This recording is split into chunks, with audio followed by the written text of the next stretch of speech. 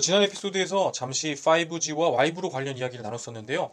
옛날 생각이 나기도 하고 너무 무거운 주제만 다루지 말아달라는 그런 말씀들이 있으셔서 오늘은 1세대에서부터 스마트폰이 출현한 3세대 무선통신에 이르는 그 시절에 대한 이야기를 가볍게 해보는 그런 시간을 가져보려고 합니다. 아마 어린 시절부터 IT에 관심을 가지셨던 분들께는 시간을 거슬러 20여 년 전의 그 시절부터 지금에 이르는 시간들이 조금씩 떠올려지는 그런 주제가 되겠네요. 오늘은 기술적인 내용들은 다 빼고 그냥 그 옛날의 단편적인 기억들을 이야기해보려고 합니다. 편하게 들으실 수 있는 그런 에피소드가 되었으면 하네요. All about IT Gadget Soul.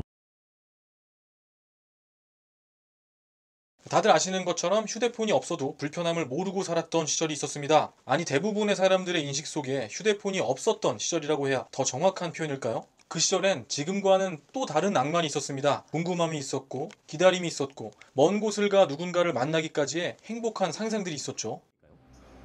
다시 만날 사람은 꼭 만난다는 걸 믿는다고요. 물론 그렇다고 해서 그 당시에 무선통신이 아예 없었던 것은 아니죠. 다만 아주 극소수의 몇 사람들만 그 무선통신이 주는 편안함을 누릴 수 있었다는 점이 지금과는 조금 달랐던 점이겠습니다. 반가운 이름들이 곳곳에 있는데요. 시기상 저는 이 1세대 이동통신의 가장 마지막 세대를 겨우 기억할 뿐이겠네요.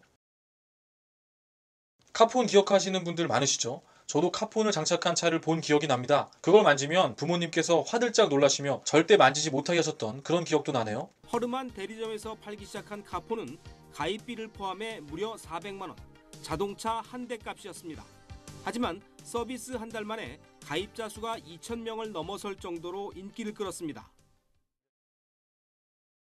버스 안에서 누군가가 휴대폰을 꺼내기라도 하면 사람들이 모두 그 사람을 쳐다봤고, 돈도 많은 사람이 왜 버스를 타? 이렇게 수군거리던 사람들도 기억납니다. 그리고 어린 제 눈에도 그 사람이 참 대단해 보였었죠. 그 대단한 사람들이 들고 다니던 벽돌처럼 커다란 휴대폰들 사이로 어린 가젯 서울의 눈에도 눈부셔 보였던 휴대폰이 하나 있습니다. 날개가 되어드립니다. 모토로라 디지털 스타텍. 여보세요?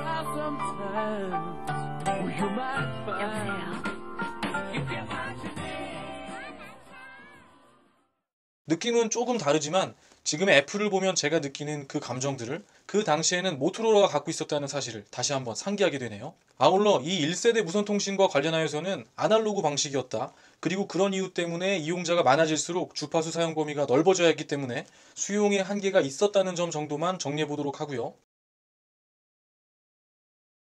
2세대로 넘어가는 그 시대에 가장 많이 볼 수 있는 단어는 단연 디지털일 겁니다. 어딜 가도 디지털이 있었습니다. 그리고 그 단어는 너무도 멋있어 보이는 단어였죠. 그것은 그 시대를 완벽히 대변하는 단어가 되었습니다. 왼쪽이 더 좋다. 그게 뭐야? 디지털 세상이잖아요. 뭔 디지털? 세상을 바꾸는 힘. 디지털.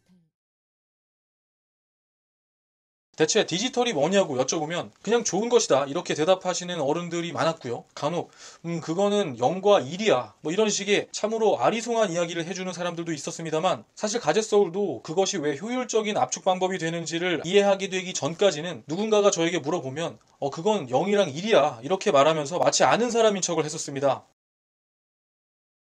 휴대폰을 사용하는 사람들은 여전히 많지 않았지만 간혹 학교에 휴대폰을 쓰는 아이들이 있었고, 그 친구들 휴대폰을 만져보면서 감탄하던 제 모습이 떠오릅니다. 그리고 차츰 휴대폰을 사용하는 친구들이 늘어나자 그것을 빌미로 가젯서울도 누나가 사용하던 삐삐를 갖게 되었습니다. 제발 이것 좀 봐주세요. 제가 삐삐를 가지고 있습니다. 이렇게 말하고 싶어서 삐삐는 나름 가장 잘 보이고 이 삐삐인 것을 남들이 쉽게 알아볼 수 있도록 스프링같이 생긴 줄로 제 허리춤에 항상 채워져 있었지만, 어느 누군가가 그 삐삐에 뭔가를 보낼 일도 없었을 뿐만 아니라 괜히 허리춤에 찬 삐삐를 쳐다볼 때마다 아마 남들 눈에는 그저 만보계로 보였겠습니다.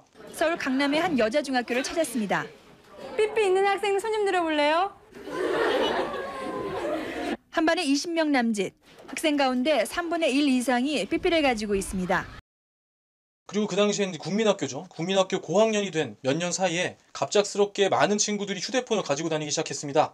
그 당시 부모님들은 네가 그게 왜 필요하냐, 사주는 부모들도 문제다 뭐 이런 식으로 말씀을 하시다가도 여차저차 하는 사이 안 가지고 다니는 게 정말 이상한 것처럼 휴대폰 바람이 불기 시작했죠. 결국 누나가 먼저 휴대폰을 갖게 됐고 1년 후에는 누나가 쓰고 난 휴대폰을 제가 사용할 수 있었습니다.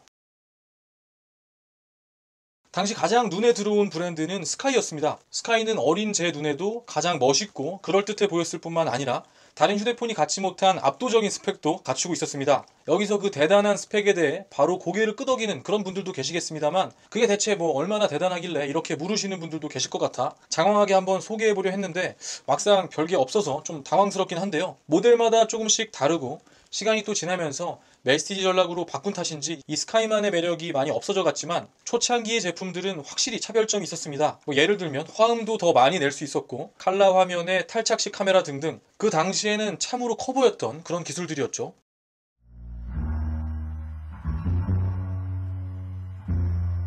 일단 찍어둔다. 사랑은 그 다음이다. 카메라가 달렸다. 스카이 It's different.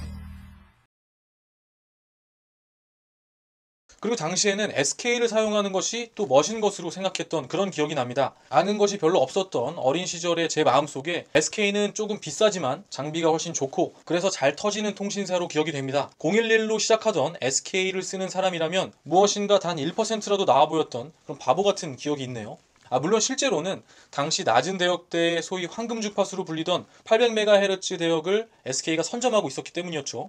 재미있는 것은 아직도 그러한 이미지들이 SKT에 남아있다는 사실임과 동시에 실제로 계속해서 SKT 측에서도 여러 가지 요인들이 있겠지만 이 브랜드 포지셔닝을 매우 잘 가져오고 있는 그런 점이 있겠습니다. 그리고 다시 그 시절로 돌아가서 생각해보면 그 시간들은 너무도 많은 기억들이 혼재해 있을 뿐만 아니라 그만큼이나 혼재한 컨셉의 제품들로 가득 찬 그런 시대였습니다. 또 다른 측면에서 생각해보면 일반 소비자에 있어 정보는 매우 한정돼 있던 시기였고 TV와 몇 개의 미디어에 완벽히 지배되는 그런 시기였던 것으로 생각합니다. 그래서 왜 좋은지 무엇이 좋은지보다 누가 쓰는지가 더 중요했던 그런 시대였던 것으로 기억이 되네요. 16화음 256칼라 듀얼 폴더 TTL과 임은경, 모토로라 이리듐과 CDMA IMT2000 그리고 더 이상 다른 나라의 기술에 의존하지 않고 조만간 우리나라의 기술을 세계가 돈을 내고 쓸 거라고 하던 와이브로까지 알듯 말듯한 그 단어들이 그저 한없이 멋있어 보이고 가슴이 뛰었던 그 시절의 저는 어쩌면 오늘날 이런 이야기들을 하고 있었을 줄은 꿈에도 몰랐겠습니다.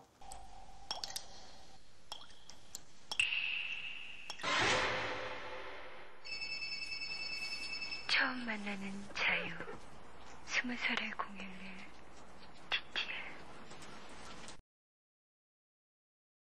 2세대 이동통신 관련해서는 GSM 방식이라고도 하는 이 TDMA와 CDMA 방식이 있고 TDMA를 유럽에서 사용했으나 우리나라에서는 미국과 같이 CDMA 방식을 사용했다는 점 그리고 1996년에 우리나라에서 이 CDMA 기술을 SK텔레콤의 전신인 한국이동통신이 디지털 011이라는 이름으로 그리고 신세기통신이 파워디지털 017이라는 이름으로 세계 최초로 상용 서비스를 시작하였다는 그런 내용 정도 정리하면 될 것 같습니다.